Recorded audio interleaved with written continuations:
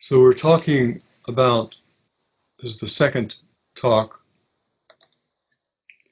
on the using the iconography of the Tibetan Wheel of Life.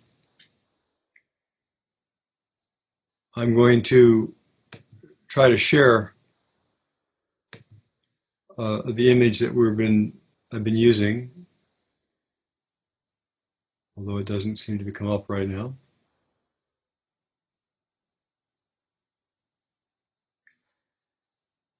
So at some point, I encourage everybody to Google Tibetan Wheel of Life. There's an image back here over my shoulder.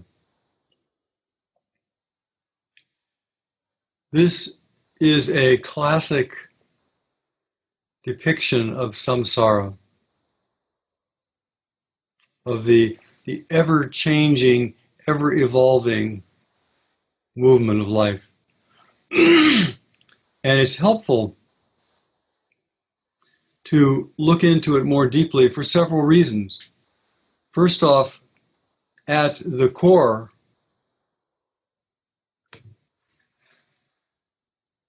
of that movement is greed, anger, and ignorance, is our desire to get things and get things and get things and to get rid of things and get rid of things. And it's just like a pump. We pull in and push out, and pull in and push out, and pull in and push out. And that creates energy, that creates motion, that creates movement.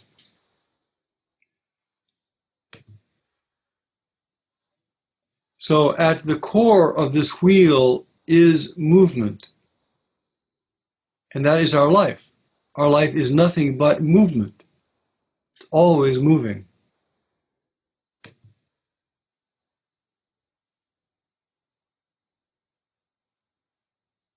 Always moving. Dechen just put a link to a image on the chat. It's always moving. So it's helpful to both understand a little bit about that movement. It's helpful to understand a little bit about the liberation from the suffering of that movement. Samsara is the endless cycle of becoming.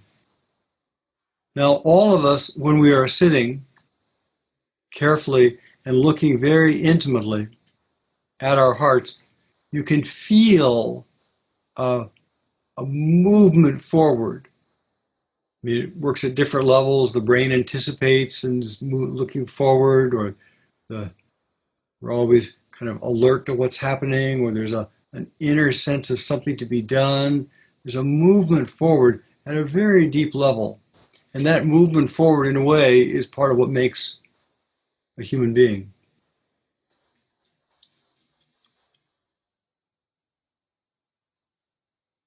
So that movement is depicted both at the very core of this, with the rooster, the cock, and the snake, the three poisons, the pump I was talking about. And it's also depicted on the outside. The wheel is held by, depending upon how you look at it, a demon. It's held by the iconographic representation of death. It's held by impermanence. Because what is death but change? Everything is impermanent. So the whole wheel, our whole life, our meditation is held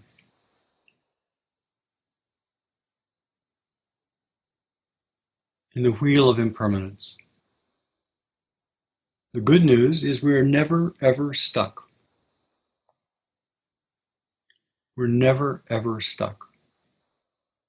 So no matter how difficult our situation seems, if we truly understand that everything is in motion, we are not stuck. But it doesn't appear that way. And when it appears that we are stuck, there are 6 iconographic ways that we could be stuck. In the center of the wheel are 6 realms. Now, they can be looked at as psychological realms. They can be looked at as physical places. And they can be looked at as places that we can't perceive with our ordinary eye, ordinary mind. So let's look at the 6 realms of existence, first from a psychological perspective. And we'll start at the very bottom of the circle with the hell realms. Now, when people are in a realm, we all have suffered. We all have been in times when everything looked black and dark. And when we're in that realm, we're not busy comparing. So people may be in a realm that is deep depression, or they may be in a realm with actual torture. But when we're in that realm, usually we're not saying, oh, well, this isn't so bad. Usually when we're caught in a realm, it becomes our reality. We all know that. We all have been sitting and practicing, and we get caught by some thought, idea, and it seems so real. So real. And people often in retreats, especially beginners, will be sitting there quietly, their mind will get snagged by something, and suddenly they've got to leave because whatever their mind fabricated. And as soon as they leave, they step outside of that. They say, well, this is such a big deal. So the lowest realm here, which in a way has the narrowest view, are what we call the hellish realms. The hot hells of anger, the cold hells of envy and jealousy, the cold hells of I want to kind of shrink in and keep it all to myself, and the hot hell of anger and resentment. Now, when we look at that, all we can see is from our human vantage point. You know, we know what our particular experience is. But if we look in the world, there are places in the world that are hellish realms. Places that are filled with war and violence. Places where people are beaten. Places where there's not enough to drink. Places that are everything gets taken away. Everything gets broken. If we look around the world, there are places in the world that are quite hellish places. So there are hellish states of mind, and there are hellish places that we can look out in the world and see. And then there's also another realm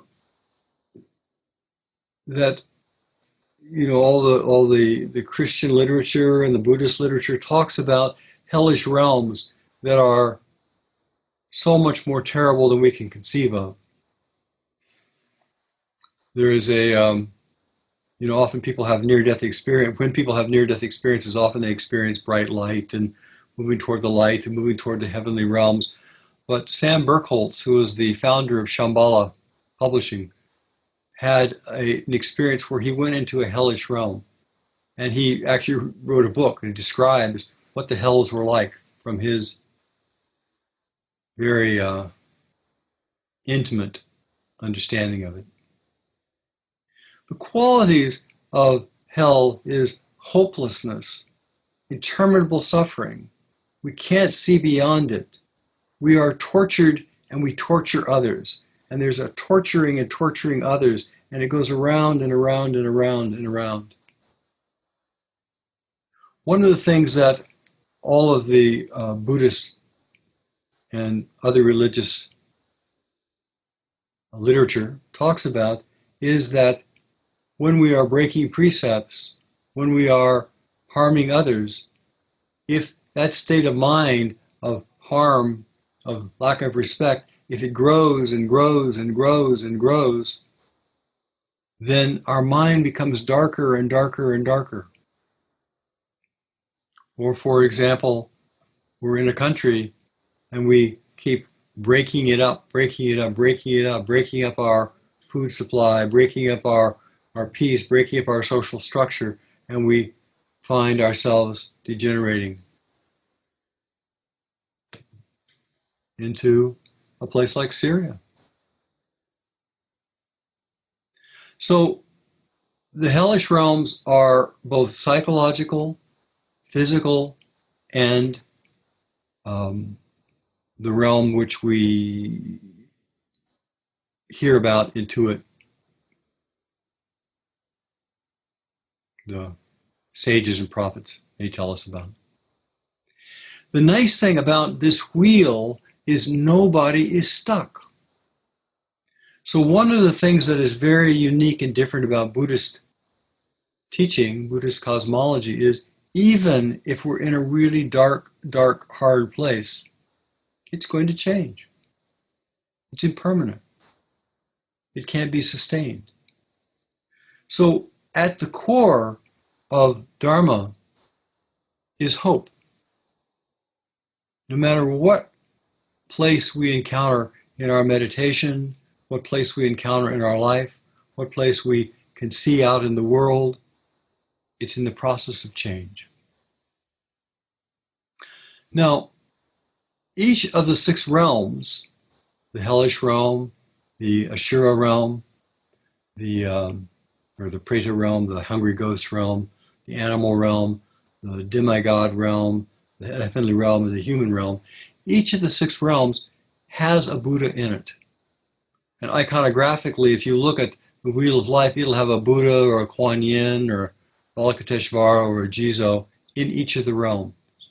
Because any state that we are in can be converted to wisdom. Often, I'll be talking to people and I'll say, you have gotten a PhD in suffering. And now that you've gotten all of this very hard-earned education, how are you going to turn it to use it? How are you going to benefit others from it? Everything has the ability to be turned to liberation. And so, iconographically, in this Wheel of Life, there is a Buddha. Now, each of the realms contains the other realms, so we'll go through the other realms briefly before I get back to that point. People who are in dark and hellish places are always wanting to get out, wanting to be free from suffering, wanting to be free from suffering. And so, as their karmic forces move, the next realm is the realm of the hungry ghosts. So the realm of the hungry ghosts is not a realm full of torture and endless suffering. It's also a realm of blindness. But iconographically, it is depicted as beings with very small mouths and very big bellies that are insatiably hungry, that I want. I always think of the realm of addiction.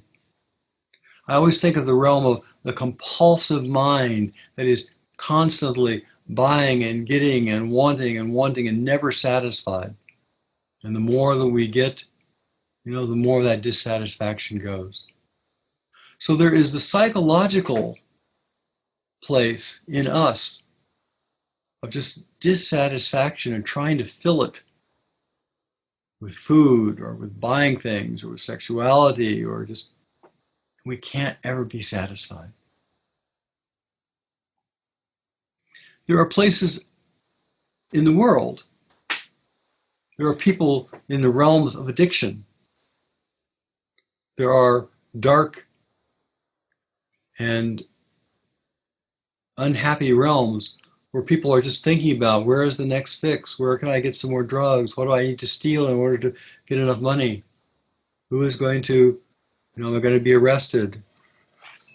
Or they get thrown into jail or prison, or they get beaten up, or they get raped, but there's this wanting, and we engage in unskillful action. We can look out and we can see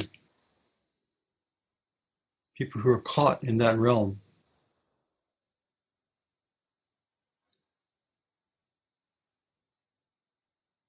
So there is a realm of that we can't see.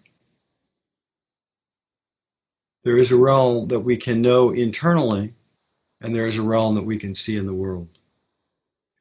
Likewise, the next realm is the animal realm.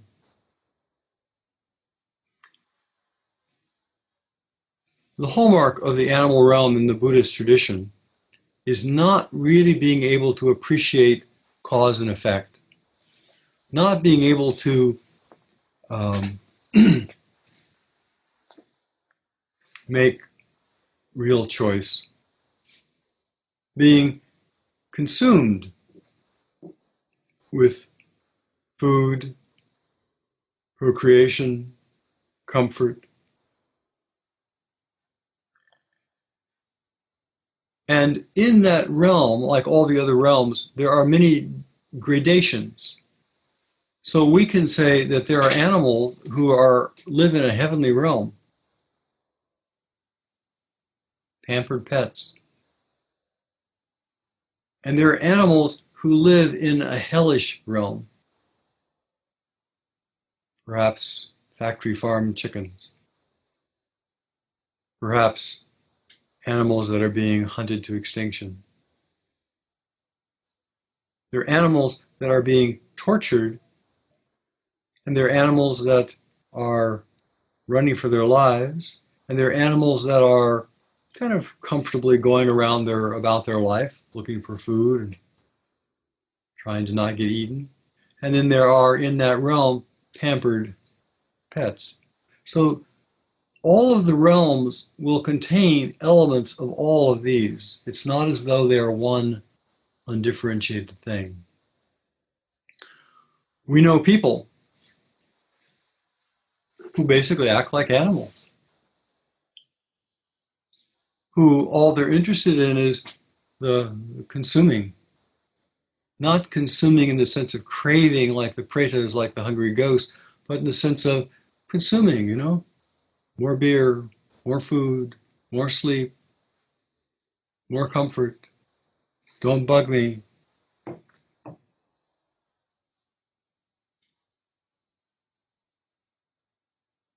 And beyond the animal realm, not beyond, but another kind of layer up, as it were, the hellish realms, the mind is very tight and small and withdrawn. And then as we move into the hungry ghost realm, we're looking out. The mind becomes more expansive. It's only looking for certain things, but it's more expansive. As you move into the animal realm, the mind is much freer. You look around a much larger environment, can see beyond itself. And as we move into the human realm, the next realm up, we have the capacity for a certain kind of self-reflection, certain kind of space. We have the capacity for watching the nature of our own mind, at least as far as the human realm is concerned. The human realm is marked by a sense, at least, of volition. It's also marked by this constant sense of becoming, becoming bigger and better and bigger and better and bigger and better. But it's also a realm of relationship. It's a realm of of beginning to have goals. It's a realm of struggle. The struggle to survive, the struggle to make a living, the struggle to develop oneself. The next level up is what they call the demigod realm, the Titan realm, the realm of Asuras. I always think of this realm as a certain kind of business person or politician who is aggressive, who's self-centered, who's got all kinds of wealth, but who is greedy and envious and willing to go to war, people who have everything they need and more, and yet are still, give me, accumulating. I need to become more well off, self-centered in a very aggressive, sociopathic kind of sense, filled with jealousy. We know business people like this. Not all, but we know we have some very good examples in our culture right now of this very kind of aggressive mind. And then at the last one, the larger one, is the heavenly realms, states of bliss, of ease, of the arts, of pleasure, of comfort, of connection. Each realm gets caught by itself. So in the realms of what we call the heavenly realms here, the life is not a problem. And we can get whatever we want. And there's not much suffering. And we can enjoy ourselves enormously. We all have hopefully touched places like that in our life. Days, weeks, years, when everything was just smooth, satisfied. Now, what happens and what we can see happening in our culture, there are people in our culture who are extremely wealthy, extremely who can go where they want, can buy houses, can do. But in every realm, there is suffering. One of my friends works in New York City, and he was working with someone, a fairly rich person, who has a house up in the Catskills, and he has an antique car collection, and he owned a place across the valley. And so every night he would have an antique car brought up in his elevator and displayed up on the valley wall so he could watch it from his house across the valley as he was sitting in the evening. You know, there are realms that are so luxurious that we can barely even imagine them. But every realm has a lot of suffering, and the suffering of the heavenly realm is, first off, it's impermanent. We know that it could change. We know that when causes and conditions shift, we might lose everything we have. You know, we have a stock market crash or a recession, and suddenly all that was so we relied upon, we thought we were safe, we thought we were secure, and suddenly, boop, gone. So from the heavenly realm perspective, the fear of losing this heavenly realm can become a kind of terror. And in the heavenly realm, as every other realm, there are lower levels and there are upper levels. You know, so there are psychological states that when we feel heavenly, we can look out and we can see realms of luxury and ease. And then there are realms that are beyond the human imagination, the heavens that sometimes religious people talk about. So regardless of where we are, depending upon our causes and conditions, there is a constant movement. And on a practice level, we can do means two things. It means, first off, as we are practicing and as we encounter different states, each state is impermanent, and there's something to be learned from that state. There's wisdom in that state. There's wisdom when we have somebody in our Sangha who has been through addiction and has really done their recovery work. They have a wisdom which you cannot get cheaply. Every realm has got wisdom. Every realm has got a Buddha. Every one of our states has a gate of liberation. So on one hand, this is a very hopeful model.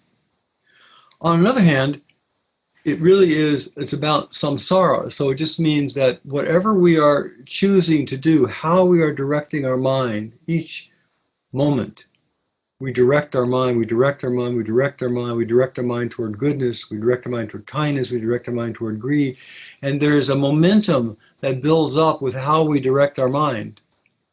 And that momentum begins to shape a life.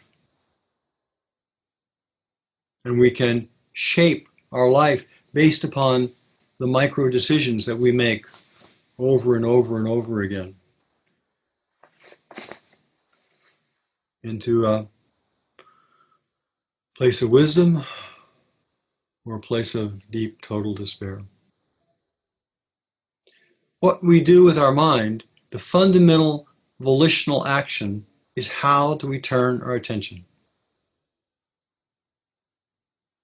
So when we're turning our attention toward dislike, hatred, disrespect, that shapes who we become.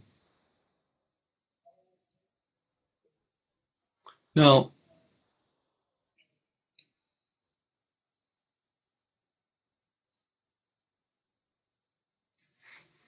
so we have the wheel of life and death here, impermanence, fueled by getting and getting rid of. We're never stuck. Each realm is mixed, so we all know humans who are, pretty heavenly realms, and we know humans who are pretty hellish realms. There are places in the world that are hellish and heavenly, and there are realms that we can't see. So here's the next piece. In the Buddhist tradition and in the meditation traditions, we talk about the Dharma eyes. There are different eyes, different ways of seeing, different levels of understanding. So the first eye is our physical eye, the one that we all are so intimately familiar with. And of course, it can be developed. Some people can see thousands of colors, and some people can see no colors. Some people are really very alert to changes in their environment. Some people can really appreciate trees and plants, and some people are completely oblivious to the mess in their apartment. The first level of seeing is our ability to see the ordinary world. And that's not a given. There are people who can't see the ordinary world. There are people who lose the ability to see the ordinary world. There are people who are born blind, the eye of flesh, the ability to see form. The next level, the next place of refinement is as we are practicing, as our mind is slowing down, as we are more and more present, the crusted, fixed views, the filters that we see the world through, and we all have our filters, begin to soften, begin to crack. And we can see the world in a different way. We're not just seeing the world of form, but we can begin to actually watch the movement of emotion. We can begin to see motivation. We can begin to see what's underneath the surface of people, the coming and going.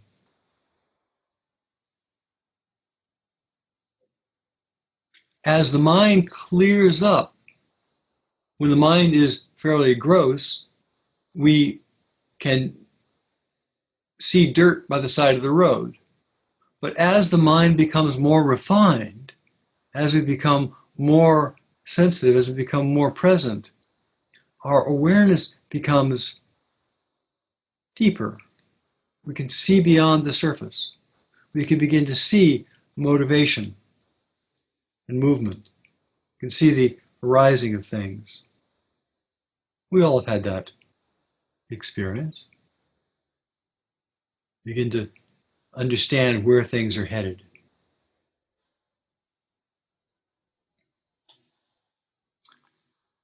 The next I, which is relevant to this, which is the one we've been talking about, the one that can really, truly see impermanence. You know, in this world, people are just trying so hard to make something that will last, that make something that will be sustainable. But if we're looking clearly, it's all in flux. It's all in flux. It's all in flux. Our life is in flux.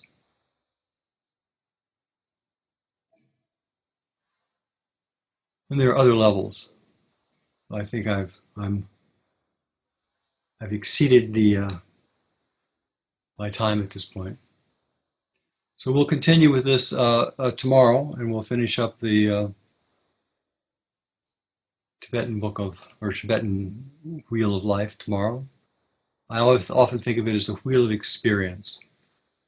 And it's all about practice, being present, never being stuck, refining our attention, seeing the true nature of things, liberating beings, and appreciating that our actions are important. Okay. Thank you all very much. That's all I can do this evening.